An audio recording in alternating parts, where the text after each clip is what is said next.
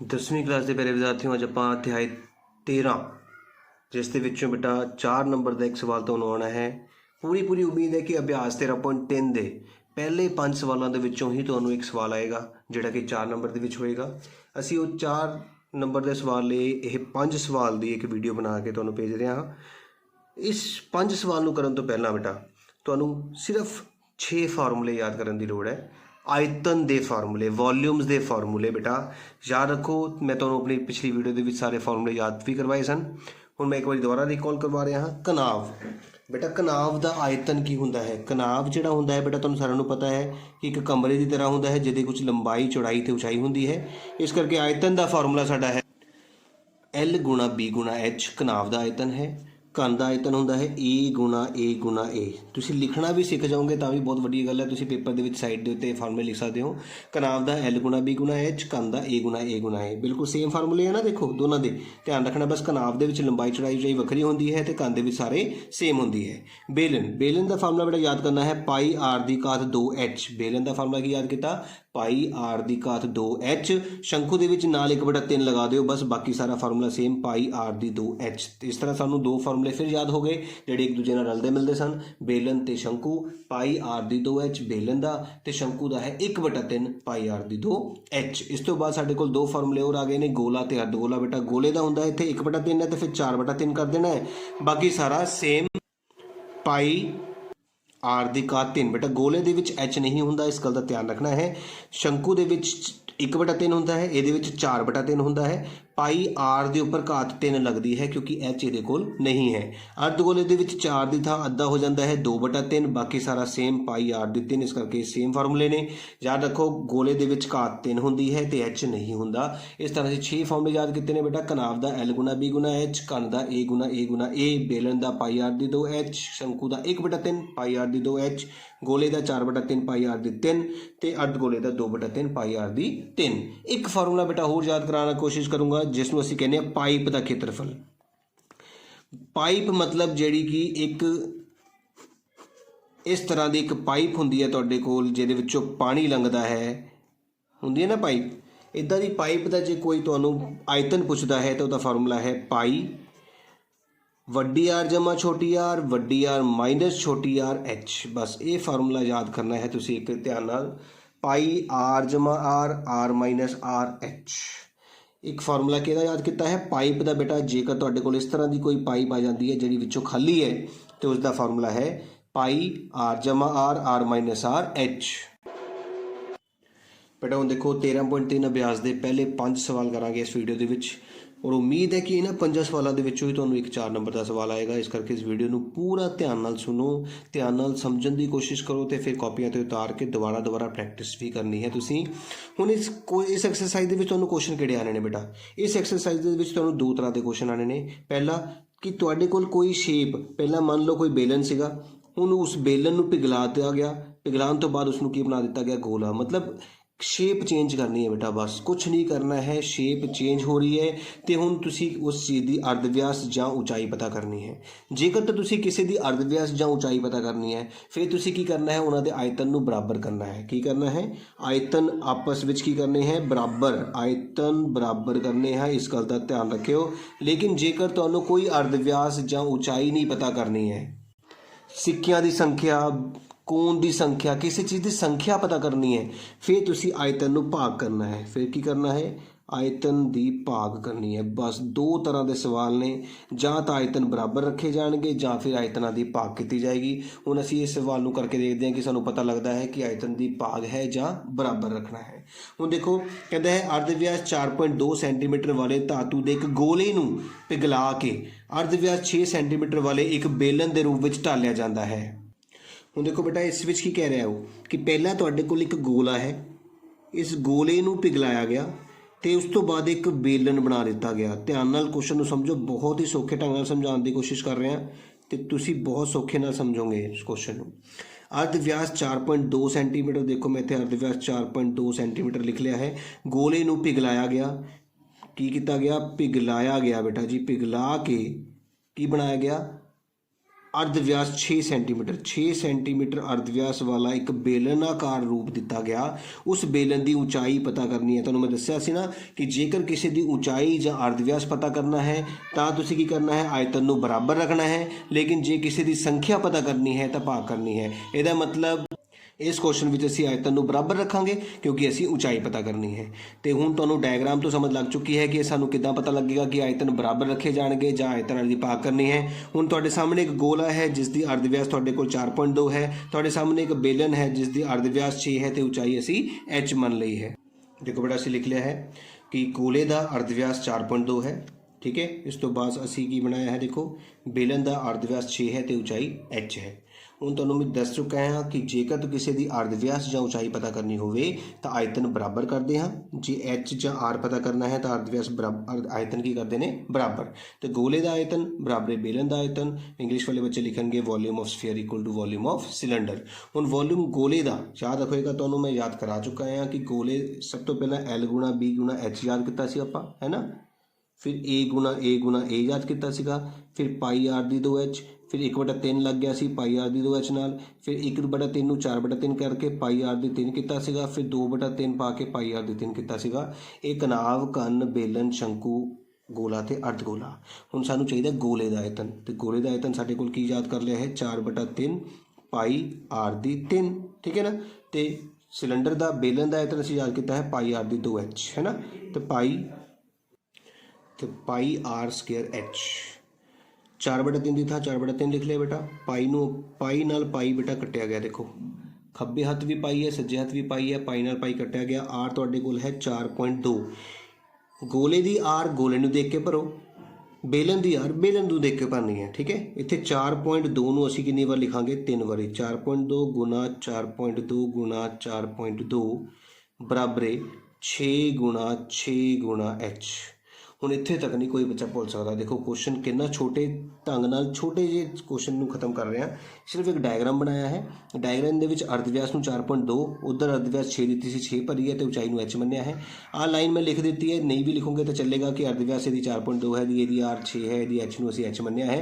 काम स्टार्ट इत्थों होया है कि असीं दोनों का आयतन नूं बराबर रखना है। आयतन के फार्मूले याद करने लई तुहानूं मैं बार बार कह रहा हर सवाल दे विच इदां 6 दे 6 फार्मूले लिखी जाओ बार बार ताकि तुहानूं फार्मूले याद भी हो जाना। ठीक है ना। हुण 4/3 नूं 4/3 लिखिया, पाई ते पाई आपस च कट्टे गए ने। इहदी आर 4.2 सीगी ते 3 वारी लिखी गई, इहदी 6 सीगी इस करके 2 वारी लिखी गई। हुण देखो मैं क्वेश्चन नूं किद्दां हल करूँगा। 4/3 सेम लिख लिया, इसनूं असीं 42/10 लिखिया, इसनूं फिर 42/10 लिखिया, इसनूं फिर 42/10 लिखिया। 6 ਦੇ ਥੱਲੇ कुछ नहीं है तो 1 होएगा। ਜਦੋਂ ਆਪਾਂ सज्जे हत्थ तो रकमां नूं खब्बे हत्थ बुलावांगे तो थल्लड़ी रकम ऊपर चल जाती है तो उपरली रकम थल्ले। 6/1 की बन गया 1/6। आज वाला 6/1 भी की बन गया 1/6 बराबर ही रह गया H। हुण इत्थे तक तुहानूं सवाल कंप्लीट हो चुका है। असी H की वैल्यू इन्नी वड्डी कड्ढी है। हुण सिर्फ कटिंग रह गई बेटा। हुण देखो कटिंग तुहानूं आंदी है तो किस तरीके नाल कर सकते हो। देखो 6 एकम 6 6 7 42, फिर 6 एकम 6 6 7 42 तो 3 एकम 3 3 14 42। बस इन्नी जी कटिंग करनी है। तुसीं 2 बारी कटिंग करोगे तो याद हो जाएगी सारी कटिंग। हुण तुसीं की करना है 4 नूं करना है 14 नाल गुणा, 14 चौका 56, 56 नूं करना है 7 नाल गुणा, फिर जो आ गया उन्होंने फिर दोबारा करना है 7 नाल गुणा, तो जो आ गया तुसीं इत्थे लिख देना है। ठीक है ना।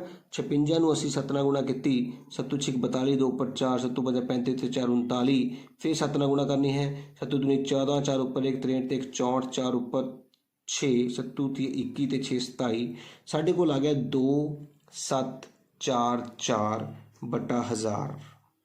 कि वैल्यू आई है बेटा जी, ये H की वैल्यू आ गई है, जिसनों असी प्रॉपर वे नाल लिखांगे तो 2.744 लिखांगे। सेंटीमीटर की आंसर होएगा क्योंकि H ऊंचाई है सेंटीमीटर विच हुंदी है। तो इस तरह साडा पहला सवाल कंप्लीट हो चुका है, जिहदे विच असीं सिर्फ की कीता है गोले दे आयतन नूं ते बेलन दे आयतन नूं बराबर रख के पाई नाल पाई कटिया है। आर वैल्यू 4.2 भरी है, इधर आर 6 भरी है। बस याद रखो जदों भी कोई खब्बे हत्थ तो सज्जे हत्थ जां सज्जे हत्थ तो खब्बे हत्थ चीज़ भेजनी है तो उहदा उलट कर देना है। 6/1 है तो 1/6 बन जाना है, 1/6 बन जाना है तो कटिंग कर देनी है। हुण आपां दूजा सवाल करांगे, ध्यान नाल देखियो। दूसरा क्वेश्चन देखो बेटा, क्रमवार 6 सेंटीमीटर 8 सेंटीमीटर ते 10 सेंटीमीटर अर्ध व्यास वाले धातु के 3 गोलियां नूं पिघलाया गया।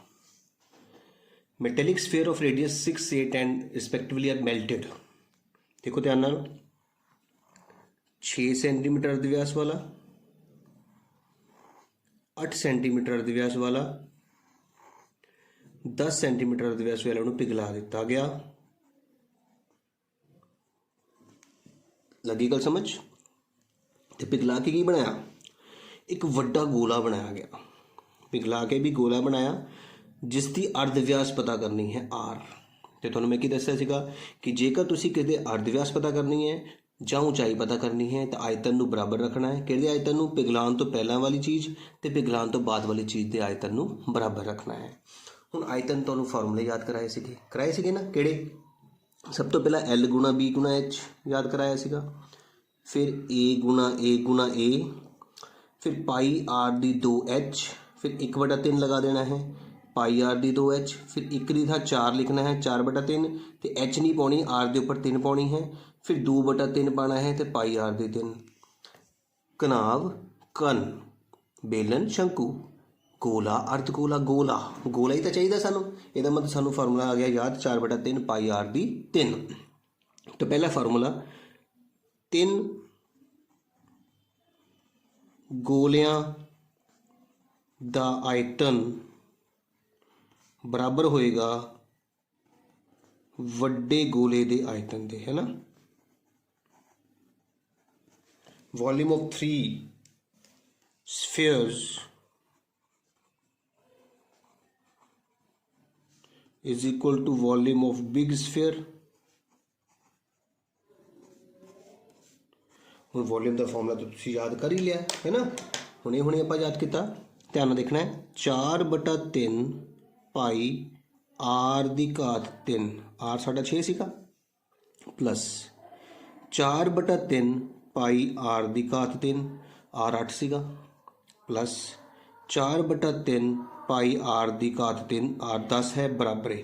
ਇਹ ਪਿਘਲਾਉਣ ਤੋਂ ਪਹਿਲਾਂ ਵਾਲੇ 3 ਗੋਲਿਆਂ ਦਾ ਆਇਤਨ ਬਰਾਬਰ ਹੈ ਕਿਹਦੇ ਰੱਖਾਂਗੇ? ਪਿਘਲਾਉਣ ਤੋਂ ਬਾਅਦ ਵਾਲੇ ਗੋਲੇ ਦਾ ਆਇਤਨ ਦੇ 4/3 ਪਾਈ R ਦੀ ਘਾਤ 3, ਕਿਉਂਕਿ ਇੱਥੇ R ਸਾਨੂੰ ਨਹੀਂ ਪਤਾ। ਹੁਣ ਤੁਹਾਨੂੰ ਮੈਂ ਦੱਸਿਆ ਸੀਗਾ ਕਿ ਬੇਟਾ ਇਸ ਗੱਲ ਦਾ ਧਿਆਨ ਰੱਖੋ ਕਿ ਬਰਾਬਰੇ ਤੋਂ ਪਹਿਲਾਂ ਜਿਹੜੀ ਚੀਜ਼ ਤੇ ਬਰਾਬਰੇ ਤੋਂ ਬਾਅਦ ਜਿਹੜੀ ਚੀਜ਼ ਸੇਮ ਹੈ ਉਹ ਕੱਟੀ ਜਾਂਦੀ ਹੈ।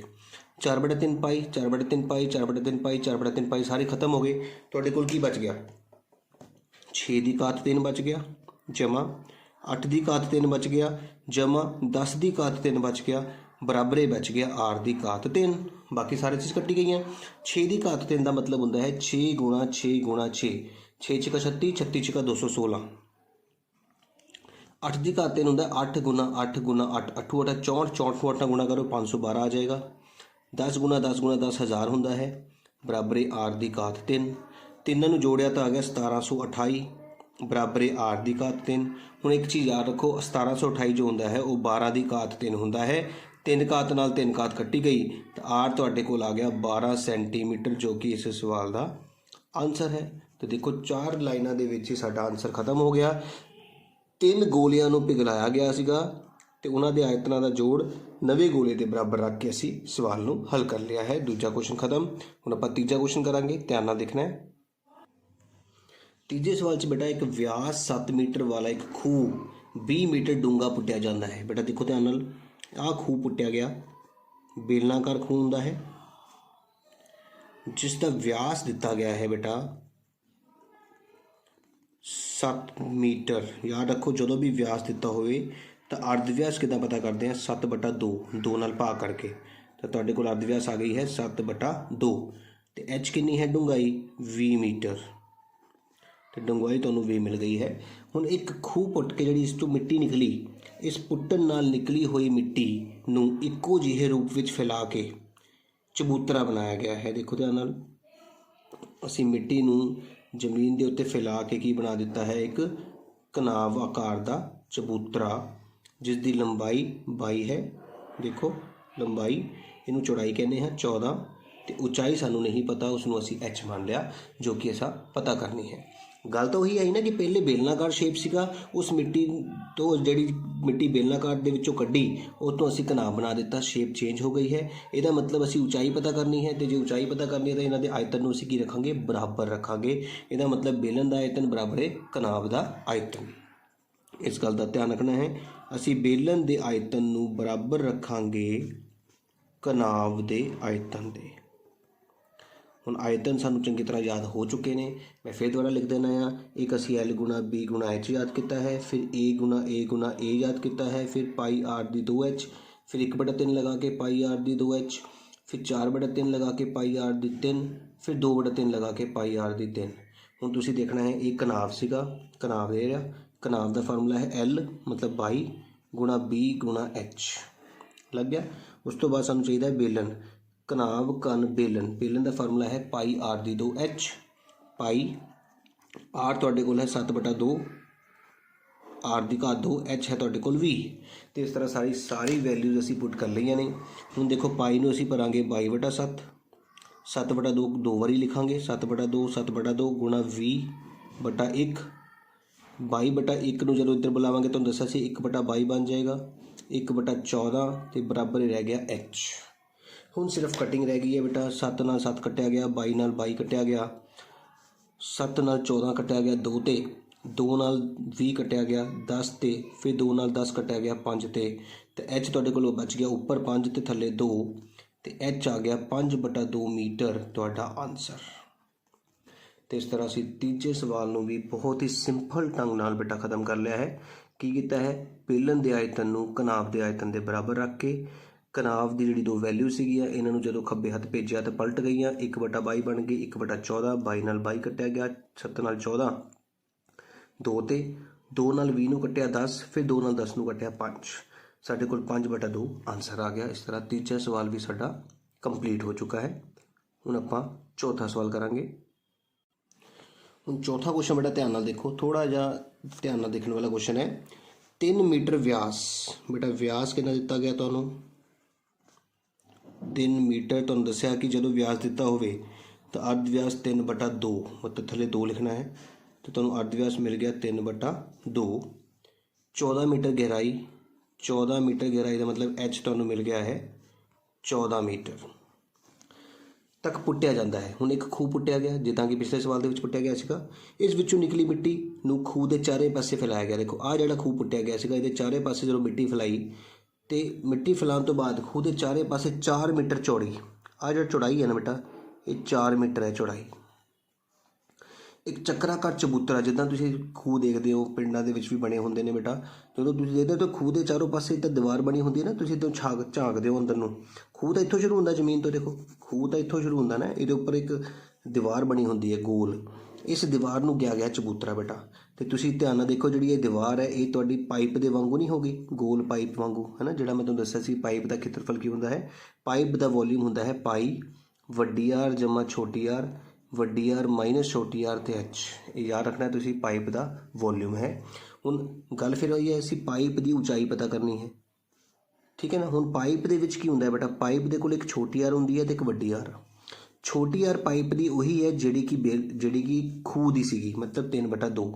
ਯਾਦ ਰੱਖਣਾ ਹੈ ਛੋਟੀ ਆਰ ਕਿੰਨੀ ਹੈ 3/2 ਹੈ, ਲੇਕਿਨ ਜਦੋਂ ਵੱਡੀ ਆਰ ਪਤਾ ਕਰਨੀ ਹੈ ਬੇਟਾ ਤਾਂ 3/2 ਛੋਟੀ ਆਰ ਦੇ ਵਿੱਚ ਤੁਸੀਂ ਚੌੜਾਈ ਪਲੱਸ ਕਰਨੀ ਹੁੰਦੀ ਹੈ ਉਸ ਖੂਹ ਦੀ ਪੱਟੀ ਦੀ ਚੌੜਾਈ 4 ਦਿੱਤੀ ਗਈ ਹੈ, ਅਤੇ ਇਹਨੂੰ ਅਸੀਂ ਹੱਲ ਕਰਾਂਗੇ। 2 ਏਕਮ 2, 3 ਏਕਮ 3, 4 ਦੂਣੀ 8, 11/2 ਸਾਡੇ ਕੋਲ ਆ ਗਈ ਹੈ ਵੱਡੀ ਆਰ। ਇਸ ਗੱਲ ਦਾ ਧਿਆਨ ਰੱਖਣਾ ਹੈ। ਛੋਟੀ ਆਰ ਵੀ ਸਾਨੂੰ ਮਿਲ ਚੁੱਕੀ ਹੈ, ਵੱਡੀ, ਇਹ ਸਾਰਾ ਕਰਕੇ ਦਿਖਾਣਾ ਬੇਟਾ ਸਾਈਡ ਤੇ, ਜਿੱਦਾਂ ਮੈਂ ਕਰ ਰਿਹਾ ਉਸੇ ਤਰ੍ਹਾਂ ਤੁਸੀਂ ਵੀ ਕਰਕੇ ਦਿਖਾ ਦੇਣਾ ਹੈ। ਇਹ ਇਸ ਖੂਹ ਦੇ ਲਈ ਅਸੀਂ ਲਿਖਿਆ ਹੈ, ਇਹ ਅਸੀਂ ਉੱਪਰ ਚੱਕਰਾਕਾਰ ਪੱਟੀ ਲਈ ਲਿਖਿਆ ਹੈ। ਅਤੇ ਹੁਣ ਅਸੀਂ ਕੀ ਲਿਖਾਂਗੇ, ਖੂਹ ਦਾ ਆਇਤਨ ਬਰਾਬਰ ਹੋਏਗਾ ਚੱਕਰਾਕਾਰ ਪੱਟੀ ਦੇ, ਚੱਕਰਾਕਾਰ ਚਬੂਤਰੇ ਦਾ ਆਇਤਨ। ਜਿੱਦਾਂ ਕੁਐਸਚਨ 'ਚ ਲਿਖਿਆ ਉਸ ਤਰੀਕੇ ਨਾਲ ਅਸੀਂ ਲਿਖ ਦਿੱਤਾ ਹੈ। ਉਮੀਦ ਹੈ ਤੁਹਾਨੂੰ ਸਮਝ ਆਈ ਹੋਏਗੀ। ਧਿਆਨ ਨਾਲ ਦੇਖੋ ਸਾਰੇ। ਹੁਣ ਖੂਹ ਦਾ ਆਇਤਨ ਬੇਲਨ ਹੈ ਪਾਈ R ਦੀ ਘਾਤ 2 ਮਤਲਬ 3/2 ਦੀ ਘਾਤ 2 ਅਤੇ H ਹੈ 14। ਚਬੂਤਰੇ ਦਾ ਆਇਤਨ ਬੇਟਾ ਦੇਖੋ ਬੇਟਾ ਪਾਈ R ਦੀ 2H ਲਿਖ ਲਿਆ, ਅਤੇ ਚਬੂਤਰੇ ਦਾ ਆਇਤਨ ਆਪਾਂ ਯਾਦ ਕਰਦਾ ਹੈ ਪਾਈ ਵੱਡੀ ਆਰ ਜਮਾ ਛੋਟੀ ਆਰ, ਵੱਡੀ ਆਰ ਮਾਈਨਸ ਛੋਟੀ ਆਰ ਅਤੇ H। ਵੱਡੀ ਆਰ ਆਪਾਂ ਕੱਢੀ ਹੈ 11/2, ਤਾਂ ਵੱਡੀ ਆਰ ਜਮਾ ਛੋਟੀ ਆਰ ਹੈ 3/2, ਤਾਂ ਵੱਡੀ ਆਰ ਜਮਾ ਛੋਟੀ ਆਰ, ਵੱਡੀ ਆਰ ਮਾਈਨਸ ਛੋਟੀ ਆਰ ਗੁਣਾ H, ਪਾਈ ਨਾਲ ਪਾਈ ਕੱਟਿਆ ਗਿਆ, ਅਤੇ ਹੁਣ ਆ ਗਿਆ 3/2 ਗੁਣਾ 14/1 ਬਰਾਬਰੇ 2 ਤਾਂ ਸੇਮ ਹੀ ਹੈ ਥੱਲੇ, 11 ਤੋਂ 3 ਜੋੜੇ 14 ਗੁਣਾ 11 ਚੋਂ 3 ਗਏ 8/2 गुणा एच। ठीक है ना बेटा, लगी समझ। 3/2 ਨੂੰ 2 ਵਾਰ ਲਿਖਿਆ, 14 ਇੱਦਾਂ ਹੀ ਲਿਖ ਲਿਆ। 11 ਤੇ 3 14/2, 11 ਚੋਂ 3 ਮਾਈਨਸ ਕੀਤੇ 8/2 ਨਾਲ ਐਚ। ਹੁਣ ਐਚ ਪਤਾ ਕਰਨ ਲਈ ਅਸੀਂ ਆਹ ਦੋ ਰਕਮਾਂ ਨੂੰ ਇੱਧਰ ਸ਼ਿਫਟ ਕਰਾਂਗੇ, ਤੇ ਜਦੋਂ ਅਸੀਂ ਰਕਮਾਂ ਨੂੰ ਸ਼ਿਫਟ ਕਰਾਂਗੇ ਤਾਂ ਕੀ ਹੋਏਗਾ, ਸਾਰੀ ਰਕਮ ਖੱਬੇ ਹੱਥ ਵਾਲੀ ਸੇਮ, ਸੱਜੇ ਹੱਥ ਵਾਲੀ ਜਦੋਂ ਇੱਧਰ ਆਏਗੀ 2 ਉੱਪਰ 14 ਥੱਲੇ, 2 ਉੱਪਰ 8 ਥੱਲੇ ਬਰਾਬਰ ਐਚ। यही दसा ना, जो भी कोई रकम सज्जे हाथ तो खब्बे हाथ भेजनी है तो वो पलट जानी है। हूँ तुसीं सिर्फ कटिंग करनी है बेटा, बहुत ही सौखे ढंग नाल कटिंग होएगी। देखो 14 नाल 14, 2 नाल 2, 2 नाल 2, बस सीधी सीधी कटिंग हो गई। तो की बच गया 3 3 9 तो 8, तो एच तुहाडे कोल आ गया जी 9/8 मीटर आंसर। तो बहुत ही सौखे ढंग नाल असीं चौथे सवाल नूं खत्म किया है। याद रखो, खूह की व्यास 3 सीगी, अर्ध व्यास 3/2 तो उचाई 14 सीगी। ਚੱਕਰਾਕਾਰ ਚਬੂਤਰੇ ਦੇ ਵਿੱਚ याद रखना है आयतन का फॉर्मूला पाई वड्डी आर जमा छोटी आर, वड्डी आर माइनस छोटी आर, एच याद कर लेना है तुसीं। छोटी आर उही मनते हाँ जिहड़ी कि असीं खूह दी मन्नी है। वड्डी आर ਲਈ ਅਸੀਂ उस छोटी आर ਦੇ ਵਿੱਚ ਚੌੜਾਈ ਨੂੰ प्लस करते हाँ, 4 ਨੂੰ 2 एकम 2, 1 ਨੂੰ 3 ਨਾਲ ਗੁਣਾ ਕੀਤਾ 3, 4 ਨੂੰ 2 ਨਾਲ ਗੁਣਾ ਕੀਤਾ 8 ਤੇ 3 11/2। तो वड्डी आर ते छोटी आर कटनी बहुत ज़रूरी है, इस गल का ध्यान रखना है तो इस फार्मूले दे विच भरनी है। तो इस तरह साडा चौथा क्वेश्चन भी कंप्लीट हो गया है। हुण आपां पंजवां क्वेश्चन करांगे, ध्यान नाल देखना है। पंजवें क्वेश्चन च बेटा देखो, 12 सेंटीमीटर व्यास और 15 सेंटीमीटर ऊंचाई वाले एक लंब चक्री Velan, a container shaped like a right circular cylinder. देखो एक सिलेंडर वाला कंटेनर बना लिया है, व्यास दिता गया है 12। तो तुहानूं दस्सिया है बेटा व्यास तो अर्ध व्यास कितना पता करते हैं, अद्धा करके 12/2, जिसनों कट के असीं 6 मीटर बोल सकते हाँ। तुहाडे कोल अर्ध व्यास 6 आ गया, ऊंचाई है 15, एच तुहाडे कोल आ गई है 15। एक लंब चक्री वेलनाकार दे बर्तन आइसक्रीम नाल भरिया होया है। इस आइसक्रीम की ऊंचाई 12 सेंटीमीटर अते व्यास 6 सेंटीमीटर वाले शंकुओं विच भरना है। इसनूं किहदे विच भरना सी, एक शंकु आकार दे कोण विच आइसक्रीम नूं भरना है, जिस आइसक्रीम की ऊंचाई कितनी है 12 मीटर ते व्यास है 6। जे व्यास 6 है तो अर्ध व्यास होएगा 3। इधर भी बेटा सानू व्यास दिता गया है 6, तो अर्ध व्यास हो गया 6 का आधा मतलब 3 मीटर, तो ऊंचाई दिती गई है सानू 12 मीटर। असी बेलन का आकार का हिस्सा बेलनाकार की जगह सारा कुछ दस दिता कि व्यास कितनी है, आर कितनी होएगी, एच कितनी होएगी। तो इसी तरह शंकु के बारे दस दिता है। कहता इस जिन्हों का उपरी सिरा अर्ध गोलाकार, ये उपर एक अर्ध गोलाकार आइसक्रीम भी रखते हैं ना आपां, वो भी रखनी है। हुण दसो किन्ने आइसक्रीम के कोण भरे जाएंगे, तुहानूं मैं दस्सिया ना, जेकर किसी की संख्या पता करनी है तो फिर आपां आयतना नूं भाग करनी हुंदी है। दस्सिया सी ना तुहानूं मैं, इहदा मतलब इत्थे असीं शंकुआं की संख्या किद्दां पता करांगे। शंकुआं की संख्या का फार्मूला होएगा बेलन का आयतन, वड्डा आयतन उपर, बेलन का आयतन उपर होएगा बटा। हुण ये जिहड़ा आयतन है आइसक्रीम का, ये दो शेप नाल बनिया है। किहड़ा किहड़ा, एक शंकु का आयतन जमा अर्ध गोले का आयतन। इस गल का ध्यान रखो कि जी आ शेप है ये अद्धा गोला भी है तो शंकु भी है, इस करके यदा आयतन जो पता करना है तो असीं दोनों जोड़ के लिखांगे, तो इस शेप का आयतन ऊपर लिखांगे। इंग्लिश में तुहानूं पता ही है, इत्थे की लिखांगे आपां, नंबर ऑफ कोन्स, इत्थे volume of cylinder divided by volume of cone plus volume of hemisphere. ठीक है ना बेटा। हुण ध्यान देखो, असीं आयतन के फार्मूले याद किए हुए ने। बेलन का आयतन है पाई आर की घात 2 ते एच, है ना। हुण बेलन के कोल चलते हैं आपां, असीं बेलन कोल चले गए, इधर से ना बेलन, आर हैगा 6, इत्थे 6 लिखांगे, एच हैगा 15, असीं 15 लिखांगे बटा। हुण इधर शंकु, शंकु दे विच असीं लिखते हैं 1/3 पाई आर की घात 2 ते एच। हुण इत्थे शंकु दे कोल जावांगे, शंकु दे विच आर कितनी सी 3 तो एच सी 12। ध्यान रखना बेटा, जिहड़ी चीज़ पुट करनी है उहदे कोल जाना आपां प्लस। अर्ध गोला, अर्ध गोले का फार्मूला सीगा 2/3 पाई आर की घात 3। अर्ध गोले की आर भी ये यही वाली है क्योंकि अर्ध गोला इत्थे ही बनया ना, तो आर आपां 3 ही लवांगे तो असीं इत्थे 3 भरांगे। ये देख लो हुण तुसीं ਕਿ ਕਿਹੜੀ ਕਿਹੜੀ ਵੈਲਿਊਜ਼ ਮੈਂ ਭਰੀਆਂ ਨੇ ਤੇ ਕਿਵੇਂ ਭਰੀਆਂ ਨੇ। ਅਰਧ ਬੇਲਣ ਦਾ ਆਇਤਨ ਹੈ ਪਾਈ ਆਰ ਦੀ 2h, ਤੇ ਬੇਲਣ ਦੇ ਕੋਲ r 6 ਸੀ ਤੇ h 15 ਸੀਗੀ। ਸ਼ੰਕੂ ਦਾ ਆਇਤਨ ਹੈ 1/3 ਪਾਈ ਆਰ ਦੀ 2h, ਸ਼ੰਕੂ ਦੇ ਕੋਲ r 3 ਤੇ h 12 ਸੀਗੀ, ਤੇ ਅਰਧ ਗੋਲੇ ਦਾ 2/3 ਪਾਈ ਆਰ ਦੀ 3, ਅਰਧ ਗੋਲੇ ਦੀ r ਵੀ 3 ਸੀਗੀ। ਹੁਣ ਧਿਆਨ ਨਾਲ ਦੇਖੋ ਕੈਲਕੂਲੇਸ਼ਨਸ ਕਿੱਦਾਂ ਕਰ ਰਹੇ ਹਾਂ। ਪਾਈ ਪਾਈ ਪਾਈ ਉੱਪਰ ਥੱਲੇ ਸੇਮ ਹੈ, ਪਾਈ ਖਤਮ ਕਰ ਦਿਓ, 6 ਗੁਣਾ 6 ਗੁਣਾ 15 ਉੱਪਰ ਬਚ ਗਿਆ। 1/3 ਗੁਣਾ ਪਾਈ ਤਾਂ ਖਤਮ ਹੋ ਚੁੱਕਾ ਹੈ, 3 ਗੁਣਾ 3 ਗੁਣਾ 12 ਜਮਾ 2/3 ਪਾਈ ਖਤਮ ਹੋ ਚੁੱਕਾ ਹੈ, 3 ਗੁਣਾ 3 ਗੁਣਾ 3 ਕਿਉਂਕਿ ਕਾਤ 3 ਲੱਗੀ ਹੈ, 3 ਨਾਲ 3 ਕੱਟਿਆ ਗਿਆ, 3 ਨਾਲ 3 ਕੱਟਿਆ ਗਿਆ, ਕੀ ਬਚ ਗਿਆ 6 ਗੁਣਾ 6 ਗੁਣਾ 15 ਬਟਾ 12 ਤੀਆ 36 ਜਮਾ 3 ਤੀਆ 9 दूनी 18। ਉੱਪਰ ਗੁਣਾ ਕੀਤੀ ਤਾਂ 540 ਆ ਗਿਆ, ਥੱਲੇ ਜੋੜ ਕੀਤੀ ਤਾਂ ਆ ਗਿਆ 54, ਥੱਲੇ ਜਮਾ ਦਾ ਨਿਸ਼ਾਨ ਹੈ ਤਾਂ ਜੋੜ ਕਰਨੀ ਹੈ, ਕੱਟ ਕੇ ਕਿੰਨਾ ਆ ਗਿਆ 10 ਸ਼ੰਕੂ। ਇਹ ਤੁਹਾਡਾ ਇਸ ਸਵਾਲ ਦਾ ਆਨਸਰ ਆ ਗਿਆ। ਬਹੁਤ ਹੀ ਸੌਖੇ ਢੰਗ ਨਾਲ ਬੇਟਾ ਅਸੀਂ ਇਸ 5 ਸਵਾਲਾਂ ਨੂੰ ਕੰਪਲੀਟ ਕੀਤਾ ਹੈ। ਉਮੀਦ ਕਰਾਂਗਾ ਕਿ ਤੁਹਾਨੂੰ ਵਧੀਆ ਤਰੀਕੇ ਨਾਲ ਸਮਝ ਆਈ ਹੋਏਗੀ, ਤੇ ਗਰੰਟੀ ਹੈ ਬੇਟਾ ਪੱਕਾ ਇਹਨਾਂ 5 ਸਵਾਲਾਂ ਦੇ ਵਿੱਚੋਂ ਇੱਕ ਸਵਾਲ ਤੁਹਾਨੂੰ 4 ਨੰਬਰ ਦੇ ਵਿੱਚ ਆਉਣ ਵਾਲਾ ਹੈ। ਇਸ ਕਰਕੇ ਇਸ ਵੀਡੀਓ ਨੂੰ ਵੱਧ ਤੋਂ ਵੱਧ ਬੱਚਿਆਂ ਨਾਲ ਸ਼ੇਅਰ ਕਰੋ। ਜੇਕਰ ਤੁਹਾਨੂੰ ਮੇਰੀ ਵੀਡੀਓ ਵਧੀਆ ਲੱਗੀ ਹੋਵੇ ਤਾਂ ਜ਼ਰੂਰ ਮੇਰੇ ਚੈਨਲ ਨੂੰ ਸਬਸਕ੍ਰਾਈਬ ਕਰਿਓ, ਤੇ ਮੇਰੀ ਬਾਕੀ ਵੀਡੀਓਜ਼ ਨੂੰ ਵੀ ਦੇਖ ਕੇ ਆਪਣੇ ਚੈਪਟਰਸ ਤਿਆਰ ਕਰ ਲਿਓ।